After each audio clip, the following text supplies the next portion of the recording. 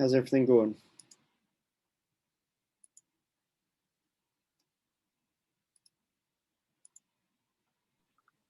Go ahead. I was gonna say, can you guys hear me?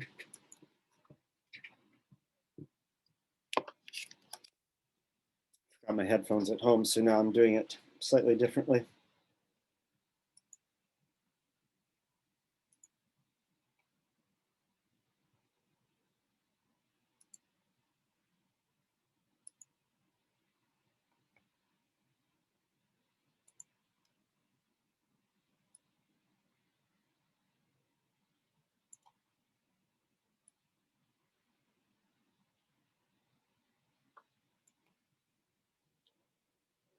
All right, who are we missing?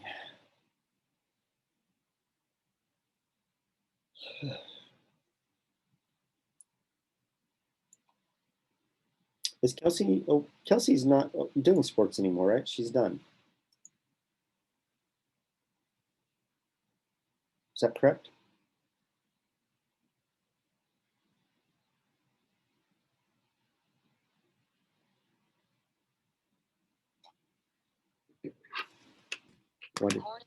Why do I feel like nobody can hear me? I can hear you. Okay. I'm not sure where Kelsey and Elizabeth are.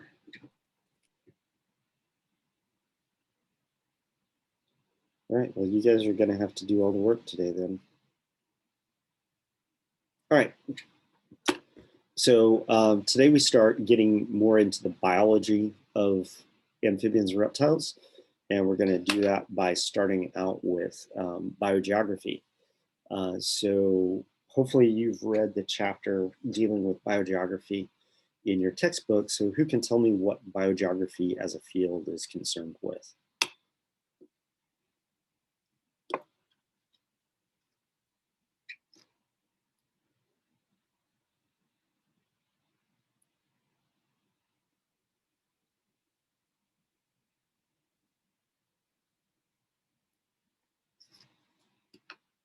This is the interactive portion of the program today.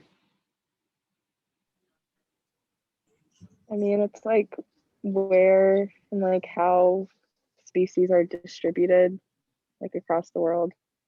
Yeah, so it's like the most basic. Yeah, at its basics, that's it. So it's a study of the geographic distribution of species, but even more than that, it's concerned with how those distributions came to be. And so the simplest way of thinking of biogeography is where are the things located? But like we were talking about in lab yesterday, you know, the reason that there are certain species that occur in the dissected till plains of Missouri, and those things don't occur down in the Ozarks is due to these geologic events that occurred in the past, mainly the extent of glaciation in North America during the last ice age. And so just knowing where things are found isn't really all of what biogeography is about. It's just the beginning point of what biogeography is about. What then becomes important is, well, these are the distributions of the organisms. How did those distributions come into being? And so one of the reasons that biogeography got started as a field was that people noticed recurring patterns of distribution. So for example, you see lions that occur in Africa, but then there are also lions that occur on the Indian subcontinent. You have rhinoceri that are in Africa, but then there are also rhinoceri that occur on the Indian subcontinent and into Southeast Asia. And you have elephants that occur in Africa, and then you have an elephant species that occurs on the Indian subcontinent. And so after you see these repeated distributional patterns where you see these major groups of mammals in this case that are found in Africa and also the Indian subcontinent, but not found in between, you begin to ask yourself, well, how did that happen? You know, India and Africa are separated by a continent or by an ocean on one way of thinking about how you might get there. But then they're also separated by two pretty harsh deserts between India and Africa. And so you might ask the question, well, how did these groups of organisms end up in both of these places when there doesn't seem to be a really good explanation based on where those land masses are located currently relative to oceans and deserts and other barriers to dispersal. So one of the things that we're going to talk about periodically in this chapter is what kinds of things facilitate dispersal and what types of things can be barriers to dispersal. Obviously, you can't have a species located in two different places if those two places are separated by some boundary that those organisms can't cross. So all of these things come into play when we think about biogeography.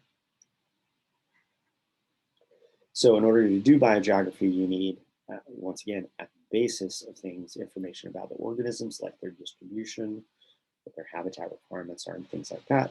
But then you also need to know information about the history of the Earth, and you need to have information about the evolutionary history of the organisms that you are interested in studying from this perspective. And all three of these pieces of information come together. And in the Helmus et al. Paper that you're reading, that we'll read, I guess that's next Friday, that we'll discuss next Friday, incorporates actually all three of these things into their analysis of the biogeography of the moles in the West Indies. And then adds a fourth piece of information, which is the activity of human beings, which is not included in this list. So when we think about how biogeographic patterns get set up, we think of two different mechanisms that are involved. Dispersal, which is the movement of organisms from one place or another, and vicariance, which is the formation of geographic barriers to dispersal. And so you might be asking yourself, well, what exactly do these things mean? So imagine that we have a continent, and on this continent, there is an agamid lizard, an old world group of lizards that are kind of the equivalent of the New World iguanids. And they live on a continent, and there are two islands that exist off the coast of Africa, in this case. And an individual or a small group of individuals disperses across the ocean and lands on this island. And then another member or group of the species disperses to another island. That's what dispersal is, the movement of individuals from one area to another area. And then the way you get diversification is over time, these populations, when they get founded, they grow. And if there are different types of selection going on in one island relative to another island, over time, that population on that island may evolve into a different species of agamid. So now where you had one species in Africa that had dispersed to two different islands, you now have two species, one species that is found on one island and on the continent, and another species that has undergone independent evolution on its island, because that island has different selective forces than either the continent or this other island where this species is found. And that's how dispersal can lead to increases in species diversity, is because when organisms leave one environment and go to another environment, chances are that new environment is not exactly the same as the environment that they came from. And so when you find yourself in a new environment and enough generations go by, you evolve in ways that increase your fitness in this new environment. And that leads to diversification, either genetic diversification within a species or even acts of speciation. And we see this over and over and over again in archipelagos around the world, whether you're talking the Galapagos Islands, whether you're talking the Hawaiian Islands, whether you're talking about the Seychelles in Southeast Asia, or the the Malay Archipelago. You see this in Madagascar off the coast of Africa. Basically, any archipelago, the West Indies, any archipelago is going to show these kinds of situations. And then if you did a phylogeny of this group, you would find that these are the most recent taxa. This is the ancestral taxon. And you would be able to create a phylogeny that would reflect this history of dispersal. So that's what dispersal is about. Remind me what vicariance is again?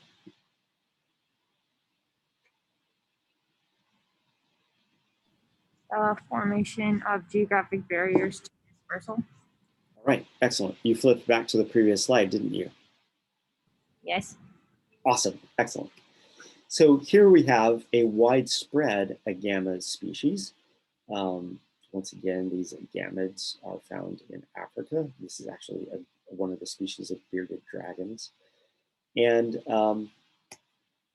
what happens is something like a mountain range arises over time.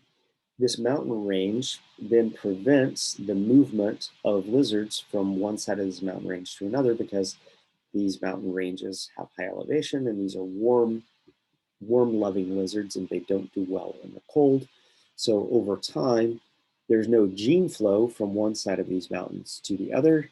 And if there is a difference in environment on one side of the mountains as opposed to the other side of the mountains, you can once again see the evolution of these, what were subsets of a larger population. You can see them evolving into two different species. Now, it may have been that before those mountains arose, this area was climatically or in some other way different from this other area, but these things didn't diverge because you had the movement of individuals and the movement of genes from one of these areas to the other, such that you didn't get independent evolution. But then you only get independent evolution after you have a barrier to dispersal. And because that barrier is a barrier to dispersal, it's also a barrier to gene flow. So if there were genes that were advantageous here that got diluted by genes from the other side of this barrier before there was a barrier there, you would find that those genes wouldn't necessarily take hold because they would be diluted by interbreeding across this environmental gradient. But as soon as you get this barrier to dispersal, that environmental gradient can then take force because there's no longer any dilution of genes that are advantageous in this in this environment, which is different from this other environment.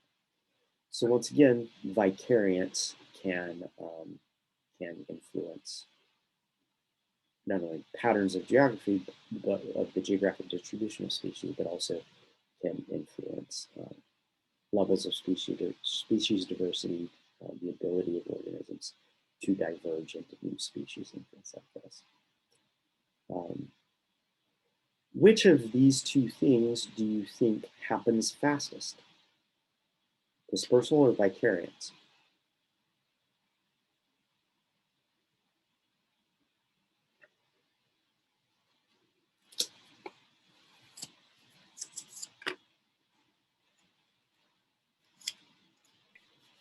I would say dispersal.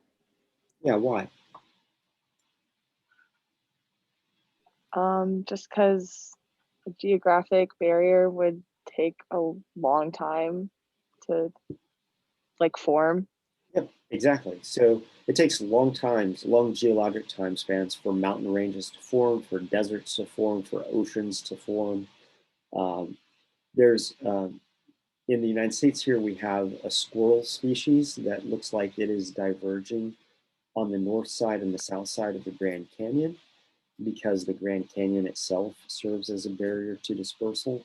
But of course, the Grand Canyon took tens of thousands, if not hundreds of thousands of years to form through the process of erosion. And so that thing just didn't spring up overnight and separate these two squirrel species. And so, yeah, dispersal is prone to happen way more often, way more frequently than vicariance, because of the time required for these barriers to dispersal to develop. Now, going back to the dispersal model, we envision this as a continent with two islands. Well, the ocean that is between the two islands serves as a barrier to dispersal, But barriers to dispersal don't have to be complete barriers to dispersal. Sometimes they're just referred to as filters. And so the ocean filters who can make it from the mainland to the island. Some groups can disperse across water more easily than other groups, and those are the types of species that you're going to find colonizing island chains. Whereas other species don't do dispersal over water very, very easily, and as a result, you find those types of organisms absent from island chains. So think about this for a few minutes. When we think about dispersal, ask yourself what kinds of amphibians and reptiles would be most likely capable of spreading via the following: transoceanic dispersal, transcontinental dispersal, and human-mediated dispersal. So dispersal across oceans, dispersal across land areas, land masses, and dispersal that is facilitated by humans. And then ask yourself what characteristics of these different groups make these different types of dispersal more likely. So we've now, the reason we spent all of this time at the beginning of the class familiarizing ourselves with different kinds of organisms that are considered reptiles, amphibians and reptiles, was so that when we get to things like biogeography, we know kind of what the diversity is of what we're talking about. So we can say, okay, of these organisms that I'm familiar with, which ones do I think would be capable of making over the ocean dispersal events successfully?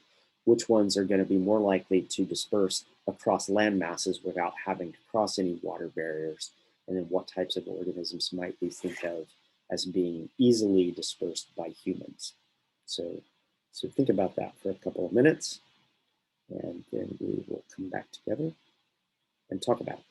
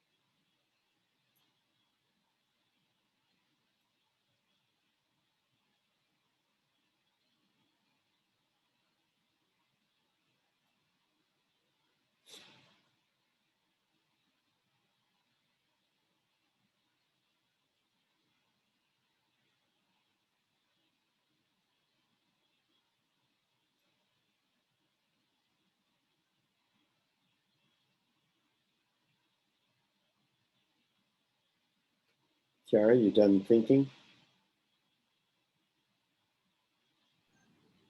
I'm trying to think of one for a transcontinental.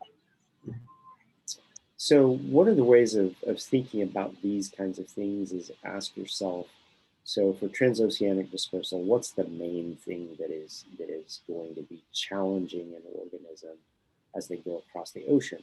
Well, obviously it's water, so there's the risk of drowning, but also it's salt water versus fresh water. And so you have to deal not only with the possibility of drowning, but you also have to deal with the possibility of desiccation.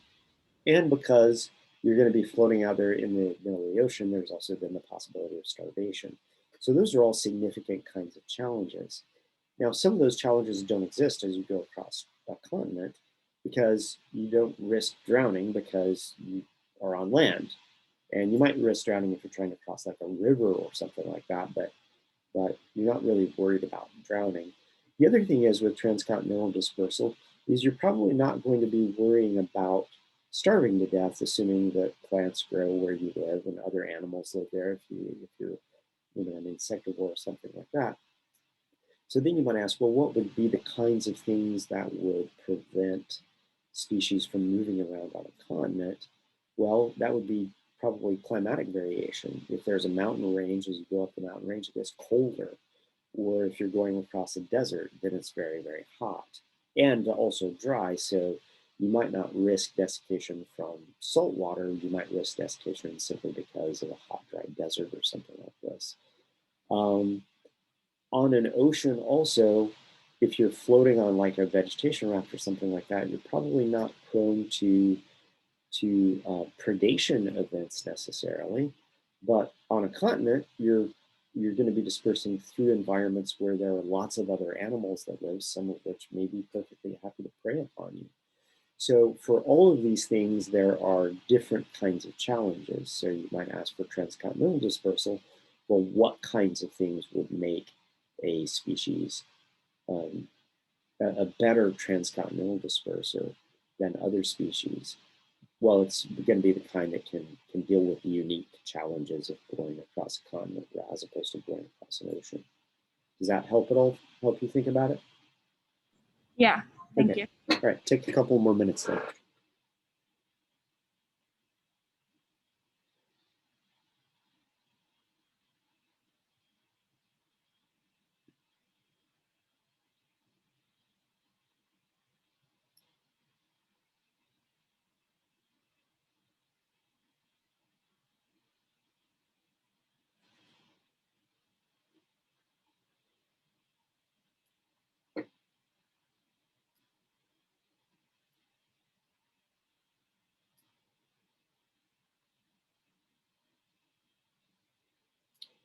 One other thing that you might not be thinking about is size. Does size of the organism affect any of these things?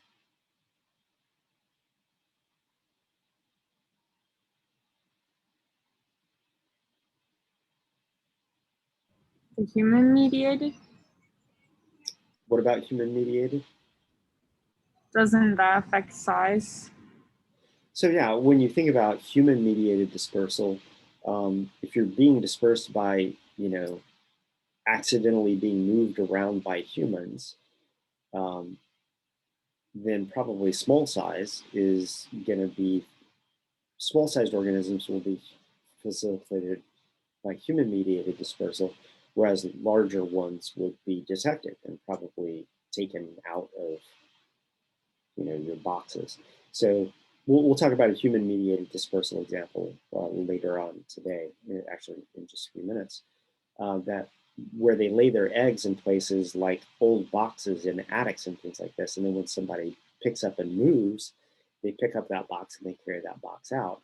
Well, if you're a little tiny lizard with little tiny eggs, that's way more easily facilitated than if you're like a Komodo dragon that is very big and has really large eggs. You're going to notice the Komodo dragon. You're not going to notice the Mediterranean gecko.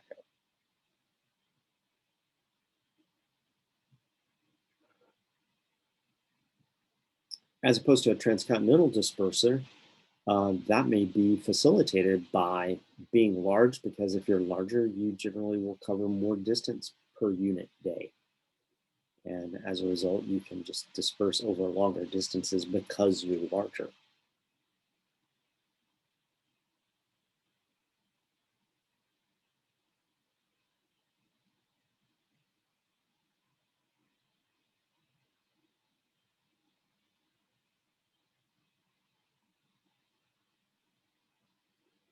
So who do you think would be a good transoceanic disperser, and who do you think would be particularly poor transoceanic dispersers?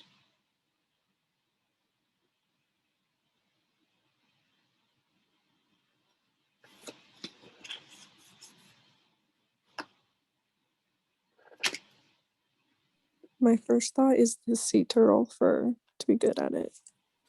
Okay, so sea turtles, because they're sea turtles and because their primary environment, their habitat is the ocean, we wouldn't normally think of them as transoceanic dispersers because they're not going across the ocean, they just live in the ocean. But you're close. Continue with the turtle idea.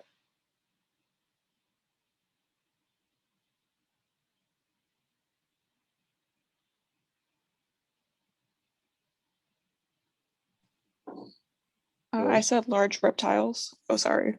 Oh yeah, large reptiles. So like tortoises, crocodiles. So tortoises are a good example, and I think I have, oh yeah. So tortoises can raft across oceans. They can be on vegetation rafts, or they can just be floating themselves out in the ocean. There was a report a couple of years ago where a tortoise had been recovered from the ocean. Some fishermen found it, and it had been floating out in the ocean long enough that it had been colonized by barnacles. And they brought it to a vet, and the vet was in the process of removing the barnacles from the tortoise. So tortoises, because they have low metabolism, because they have tough shells, because they're generally buoyant, because they don't need a lot of food for long periods of time. This is why sailors, when they would stop off at the Galapagos Islands, they would collect Galapagos tortoises because you could keep them for months on a ship and they wouldn't die on you. And so like 3 months later, you could just chop up the tortoise and have some fresh meat on the ship because they can go really long periods of time without eating. So because they're reptiles, because they have scales, because they're large, because they have low metabolism, et cetera, et cetera, et cetera, they make particularly good transoceanic dispersers, which is why you find them on islands in the middle of oceans. So you have the Aldabra tortoise, you have tortoises in the Seychelles off the coast of Africa, you have tortoises in the Galapagos. There are lots of giant tortoise species on islands, and that's they find themselves there because they get washed out to sea and then they float across the ocean until they finally make landfall somewhere, and then at that point they're now a new colonist on that island. Same thing with crocodiles potentially. They are aquatic to begin with, although they're not necessarily marine. They're not necessarily adapted to be in an ocean. But once again, they're large. They have good energy stores in their tails. They can go long periods of time without food. Thick skin to avoid desiccation by salt water, et cetera, makes them particularly good transoceanic dispersers. So you also mentioned large size. Large organisms are going to probably be more adept at this than smaller organisms, simply because of size. They will tend to desiccate less because there's less surface area to volume. They generally will be carrying more energy stores with them. They generally have longer lives to begin with. All of these things contribute to long transoceanic voyages by individuals. Vegetation rafts are interesting. When I was in the Ucayali region of Peru back in the 90s, I had never seen this, in North America because many of our rivers in North America are managed such that we don't get big rafts of vegetation that grow out onto the surface of the water. But in places where the rivers are not quite so managed, you'll see these mats of vegetation that go out onto the water surface, and you'll see organisms walking around on them. And then when a big storm comes and the water level rises, these rafts will tear off and just start floating down the river and then ultimately get washed out to sea. And we were traveling one day via canoe on the Ucayali River, which is one of the tributaries of the Amazon.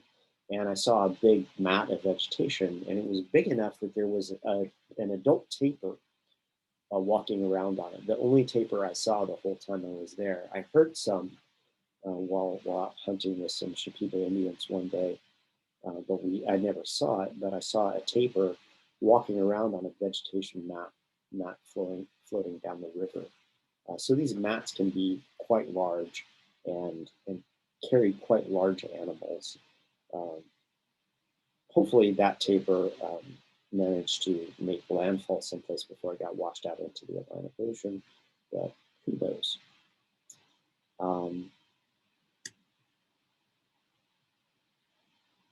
So certainly large size would be important. Tough skin would be important. Who would make terrible transoceanic dispersers?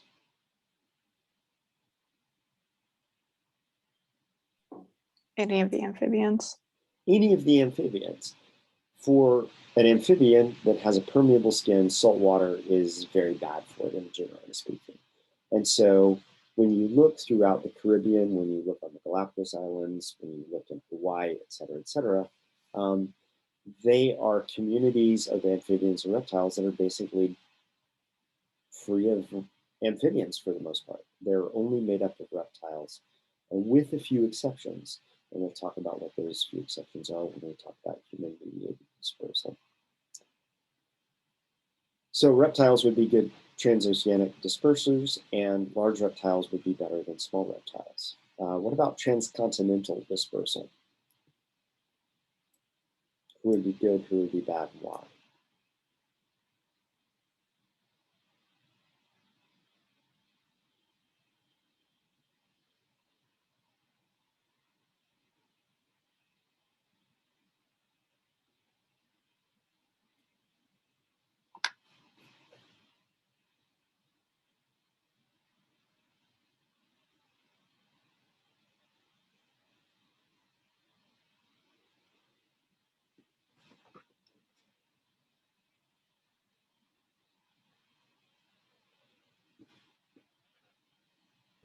This may not be right, but if they were trying to like have it in different environments, would thermal regulation be positive? Yeah, so when you think about thermal regulation, probably being a generalist is better than being a specialist. So if you are a species, for example, like the six-lined race runner, which is an animal, which we haven't talked about its biology really much at all, but race runners tend to be found, for example, in the desert Southwest. They tend to be found in hotter, drier parts of North America. And one of the reasons is that they have a very high preferred body temperature. And so they don't do particularly well in cold environments. Many salamanders, on the other hand, do particularly well in cooler environments and don't handle the heat very well. And so if you're going across a continent where you're moving large distances, chances are you're going to run into a variety of thermal environments during any dispersal event. And so probably better to not be a species with a narrow thermal niche as opposed to a species with a broader thermal niche, more of a generalist species. And so transcontinental dispersal, because of climatic variation, is probably more suitable to generalists rather than specialists where thermal biology is concerned. Now that you're thinking about generalists versus specialists, what other kinds of generalists versus specialists sorts of dichotomies can we make that would indicate species that would be good at transcontinental dispersal?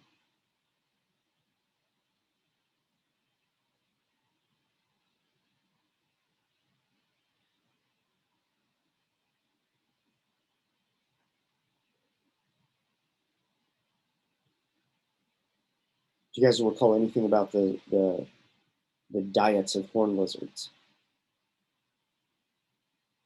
Either from looking at it in the text in the book yesterday in lab, or remembering back to evolution and ecology.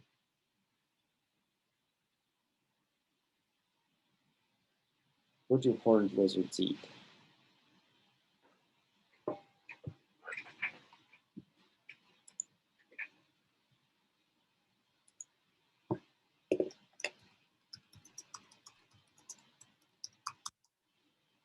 Did just CQR reach for a field guide? Yes, I did.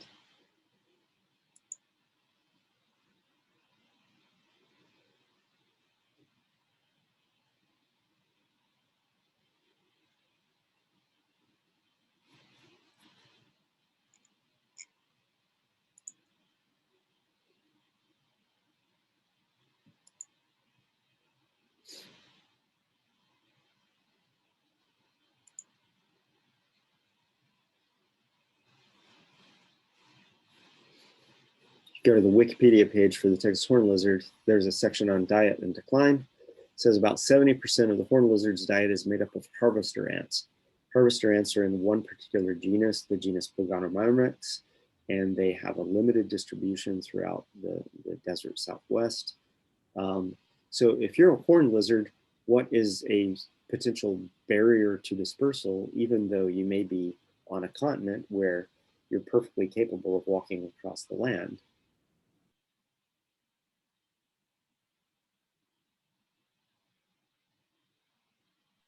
They need to be where their food source is. They need to be where their food source is. So if they're dispersing to an area where harvester ants don't occur, then they're not going to be able to find the food that they prefer. They may eat other things, but they're probably not going to be as healthy and as well provisioned, because they also have specialized foraging behavior that is centered on ants.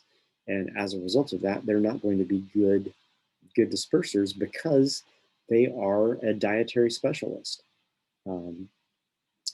I found fecal pellets from horned lizards in Texas in the past when I've been out collecting amphibians or reptiles. And when you pick them up, it just looks like a brown cylinder with blunted ends on it. So it's a pellet with this kind of mucus coating on it that dries out in the desert. And when you crack that open and break it open, you'll see that there's nothing but exoskeletons of ants inside of it. It's quite impressive.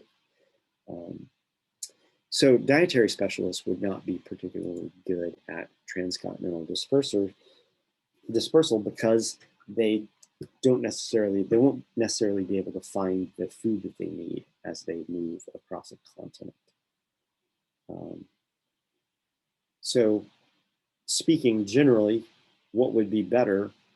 What are the characteristics of a transcontinental disperser? Well, one is probably being a generalist versus a specialist, regardless of what aspect of the biology you're talking about, whether it's thermal biology or diet or whatever. What else about transcontinental dispersers? What are good characteristics that would make a good transcontinental disperser?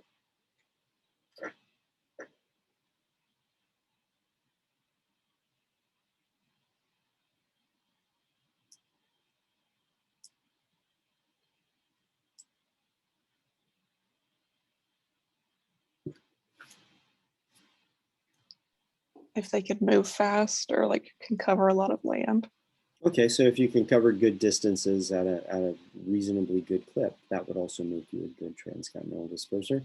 So once again, this would be something that would favor large species as opposed to small species in terms of body size. We haven't thought about reproduction for either of these groups for transoceanic or transcontinental. What about the difference between viviparity and oviparity?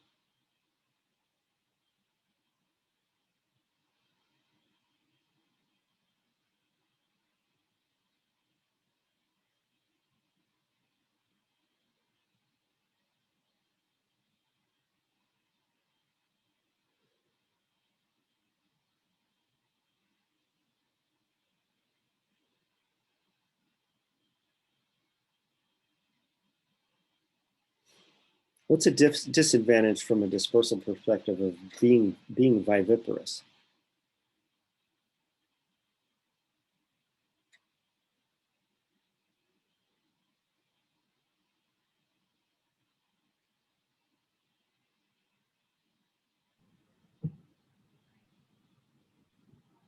Doesn't it just have to do with the egg? So viviparity are organisms that carry their offspring inside and give live birth. So the whole time that you're pregnant with this offspring growing inside of you, what are you not being able to do very well?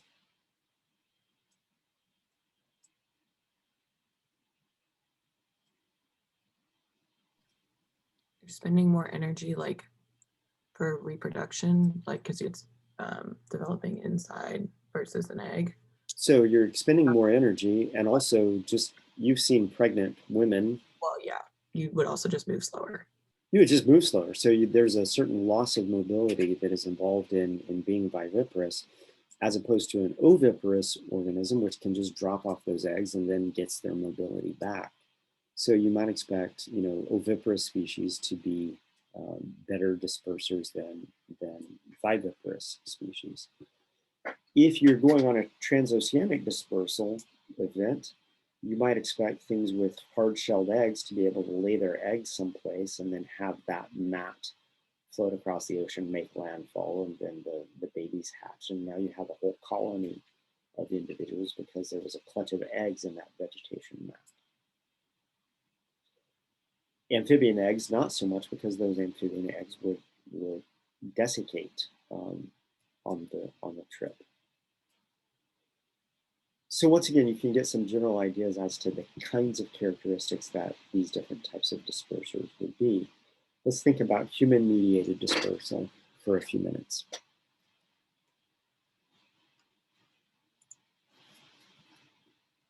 We've already talked about size.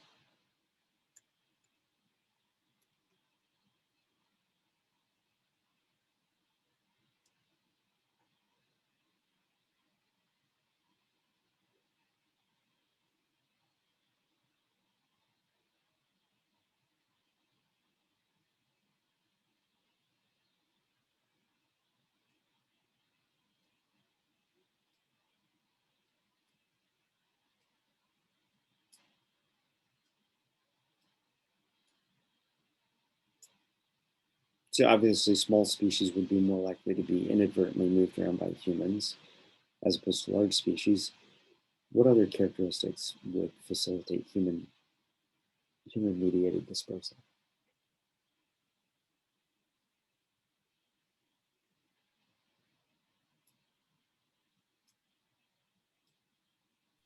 Like you said earlier, with the tortoises having a low metabolism so that the humans don't have to worry about feeding them often. Okay, so low metabolism would serve well for all of these. I'm thinking, when I think about human-mediated dispersal, I'm thinking more along the lines of humans not doing this on purpose as much as humans doing this accidentally. So humans wouldn't be going out of their way to feed these animals because they wouldn't actually know that they were doing this. As a matter of fact, if they did know that they were doing this, there are generally laws against doing this.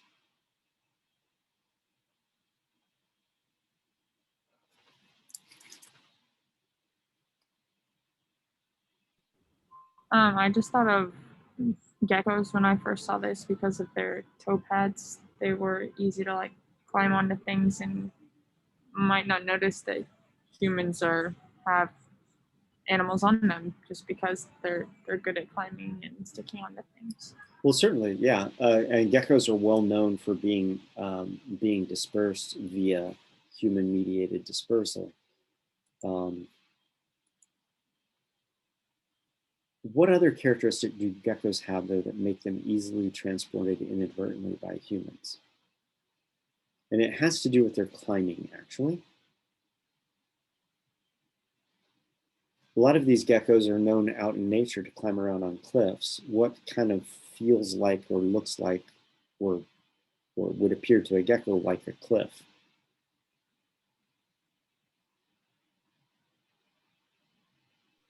Like any walls or like those box containers that move cargo, anything that's straight up and down and like a Yeah. hard surface. Yeah, or your house or a warehouse and things like this. And so one of the most common characteristic for organisms that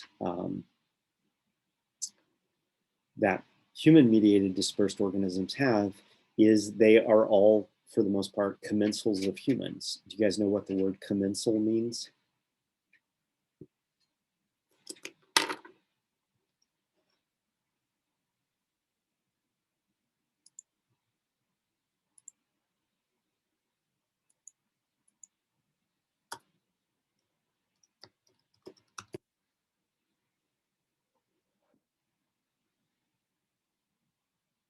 Anybody know what commensalism is? It's one of the interspecific interactions. So we have mutualism, we have parasitism, we have predation, and we have commensalism. One benefits and the other one just like doesn't benefit or like get hurt. It's just indifferent. Yep, it's when one species benefits and the other species is not affected at all. And so that's a general term to describe any commensal relationship. So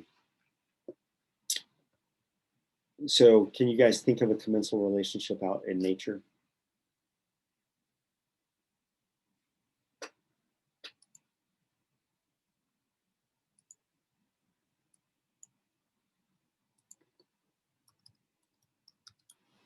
You guys know what remoras are?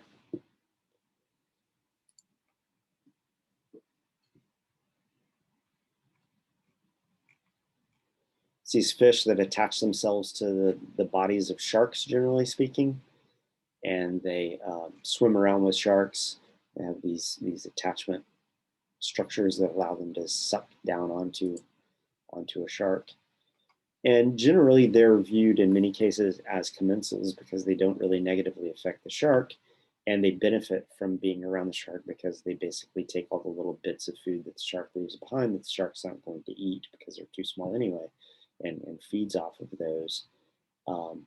There are some thoughts by some biologists that there are hydrodynamic costs to being accompanied by remoras for the shark, but the jury's still pretty much out on that front.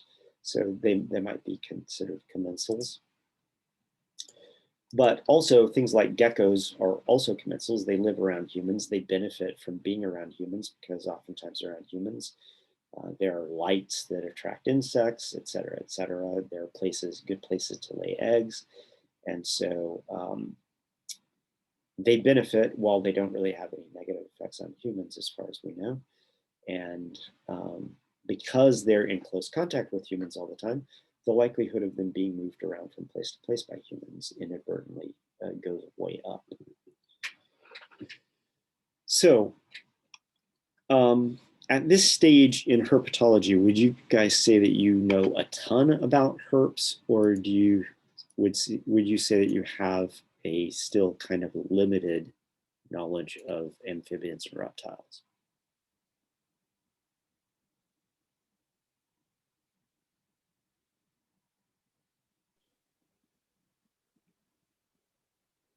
Still pretty limited. Okay, you still feel pretty limited, and that's to be expected. Do you know a lot more now than you did when you first started?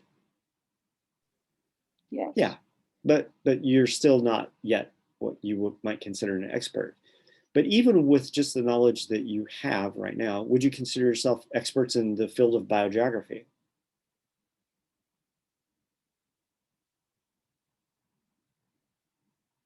Yes, no. No. But with a little bit of knowledge about amphibians and reptiles and a little bit of knowledge about biogeography, you can start to build these kind of broad scale pictures of kind of what are the characteristics that might be good for different types of dispersal. And you can actually begin to relate it to specific taxonomic groups, because the one thing that you do know something about right now is you do know something about the taxonomy and diversity of amphibians and reptiles. But the only way that you're able to do this is by thinking through these things. You can try and memorize this kind of information if you want, but a much more efficient way of doing it is just to become fluent enough in what you know about these organisms to say, oh, that species there would make a good disperser across oceans for these reasons. It's much easier to think your way through these kinds of things than to just try and memorize a bunch of stuff. We talked about rafting. Here's a picture of a sea turtle that's actually floating in some sargassum off the southeastern coast of the United States. When we think about transcontinental dispersal, in the past, as water levels, as oceanic levels have fluctuated, there have been the appearance and disappearance of land bridges. And so we see that organisms from Eastern Eurasia could have come to North America via the Bering land bridge connections between actually North America and Eurasia through northern Greenland, et cetera, et cetera.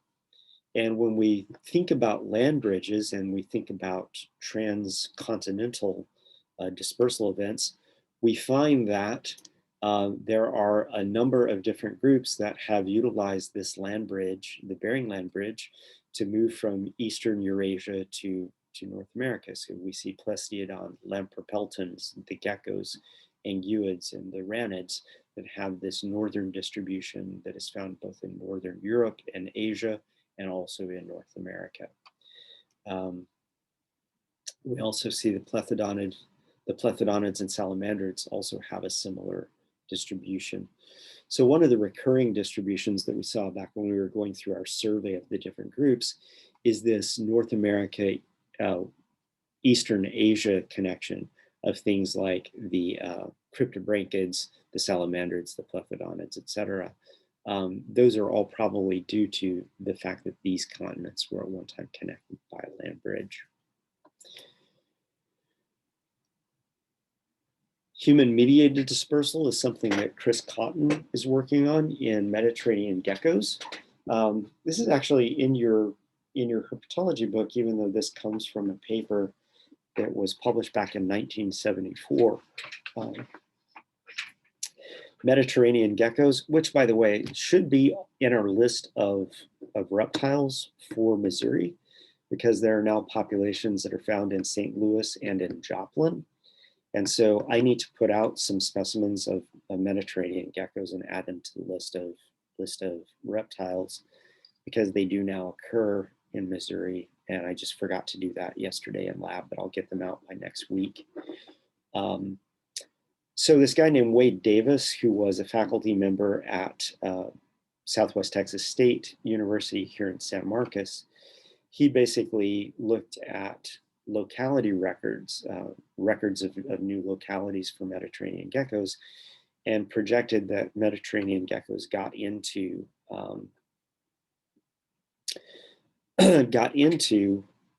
Texas via the port at Brownsville, and then basically you can see them as the dates went forward, moving along the major shipping routes for trucks, along US 83 up to Laredo and then out to Del Rio, moving up US 281 to San Antonio, moving up US 77 to Corpus Christi and Gonzales in Houston.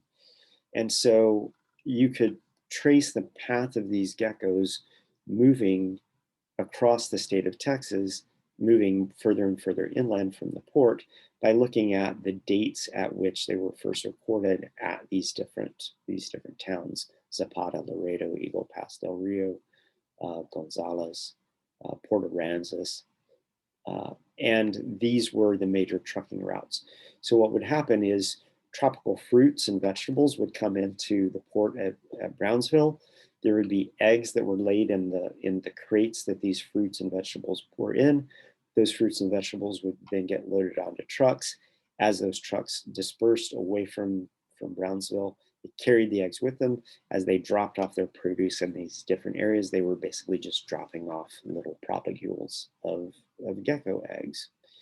And we actually have collected geckos from the Brownsville area from San Marcos, from Gonzales, from Port Aransas, from Galveston, from Nacogdoches further up, and from Oklahoma City, to see if we can use population genetics to recreate this invasion history of geckos. The reason that we concentrated on Gonzales and San Marcos is that when Wade Davis was studying geckos, he picked up some geckos from Gonzales and transported them to San Marcos. And in this case, it was a known event of human-mediated dispersal. He brought them to San Marcos and then let them go. Also, at SFA up here in Nacogdoches in East Texas, where I was a student at Stephen F. Austin State University, there was a field trip that the herpetology class took to Gonzales. And when they were in Gonzales, they picked up Mediterranean geckos. They brought them back to Nacogdoches. The herpetology professor just released them onto the buildings in Nacogdoches, assuming that they would probably just all die out in the next winter. And now there is a colony established at Nacogdoches, Texas, that we know for a fact came from Gonzales, because I know the herpetologist who did this. He was my herpetology professor when I was a student there.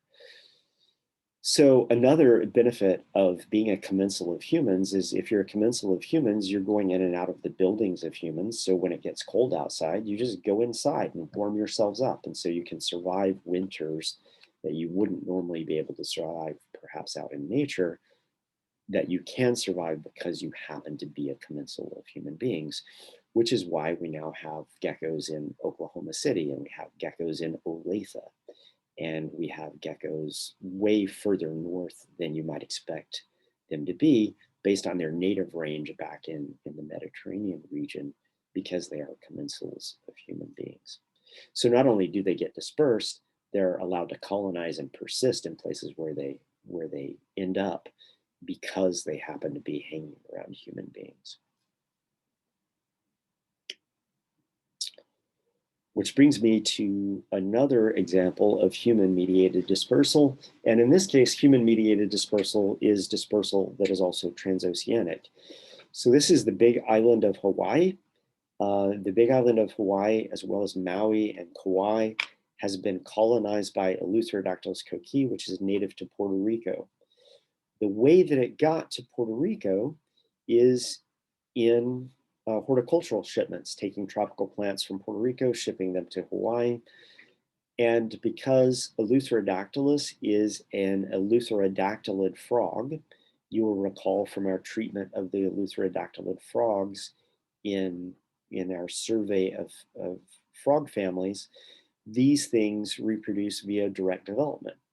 They do not, under normal conditions, lay their eggs in water.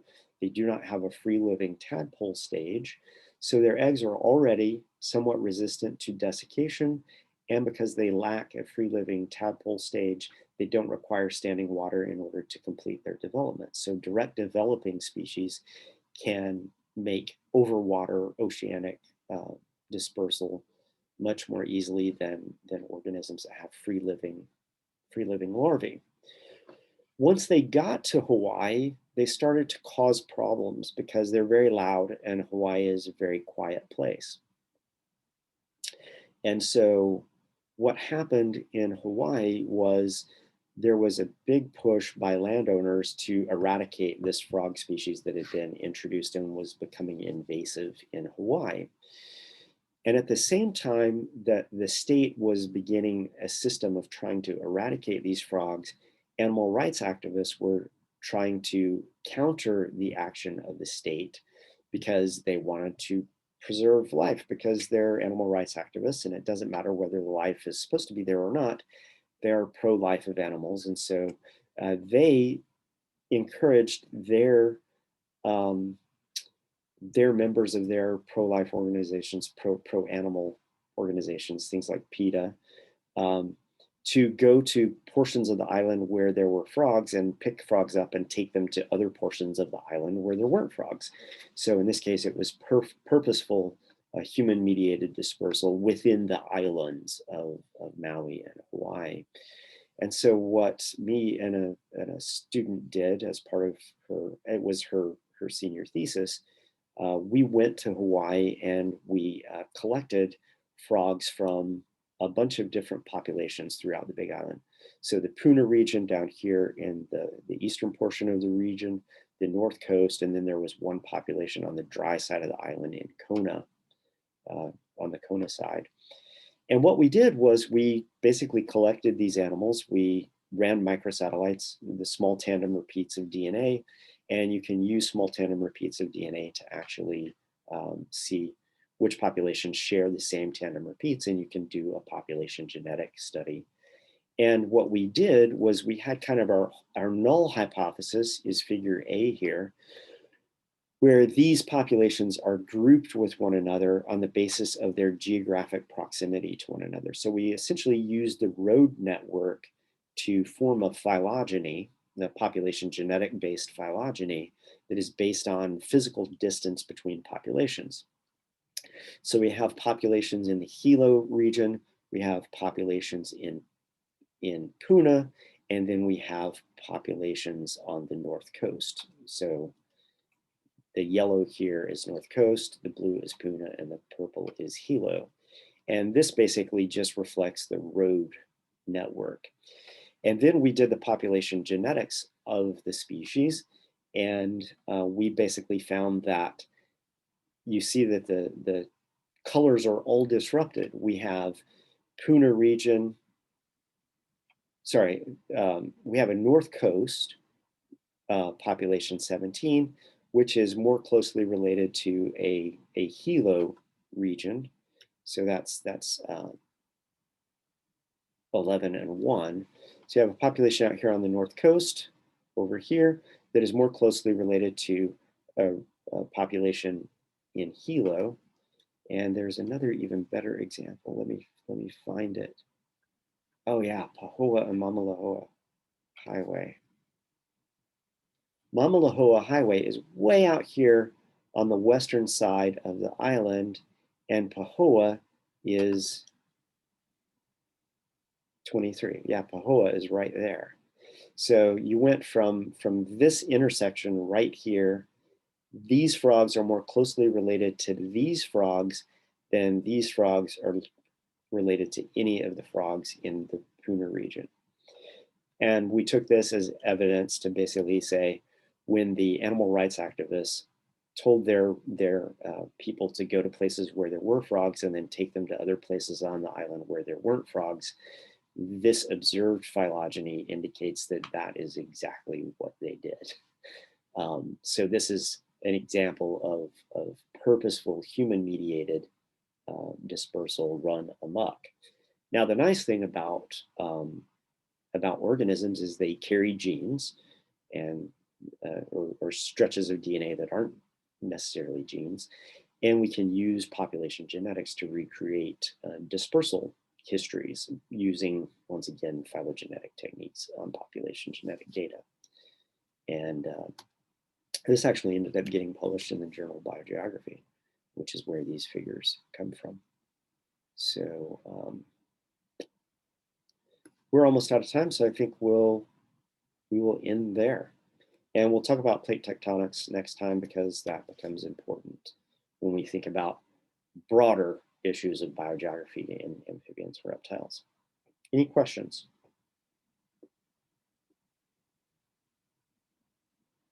All right, enjoy your weekend, and I will see you guys on Monday.